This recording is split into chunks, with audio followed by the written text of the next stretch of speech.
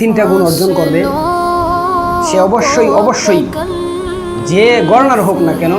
তার কোনো কিছুই না থাকুক না কেন, তার যদি একদম বিটা বাড়ি কোনো কিছুই না থাকে, তাহলে অবশ্যই সে সুখী হবে এবং সাকসেসফুল হবে এবং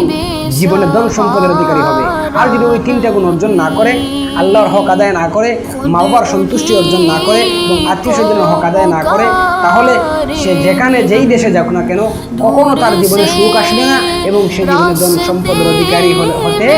পারবে না। সবচেয়ে আশ্চর্য এবং পরিতাপের বিষয় হলো, যারা আজকে নিজের রুজিকে, নিজের ফিউচারকে, নিজের ফ্যামিলিকে আল্লাহর হক থেকে প্রাধান্য দিচ্ছেন, আল্লাহর আদেশ থেকে প্রাধান্য দিচ্ছেন, আফসোস এবং দুঃখের বিষয় হলো অনেক ভাই এমন আছেন যে কাজের জন্য আজ আমরা অ্যালার্ম দেই, সকালে ঘুম ভাঙবে না, সকালে ঘুম ছাড়বে না, কাজের জন্য আমরা অ্যালার্ম দিই। এমন মানুষ আছেন, অনেক মানুষ এরকম আছেন যে কাজের জন্য অ্যালার্ম দেই, অথচ দিন কা দিন, রাত কা রাত, বছর কা বছর, সপ্তাহ কা সপ্তাহ আমার ফজরের নামাজ কাজা হচ্ছে, আমরা ফজরের নামাজ পড়ছি না, এজন্য আমরা অ্যালার্ম দেই না।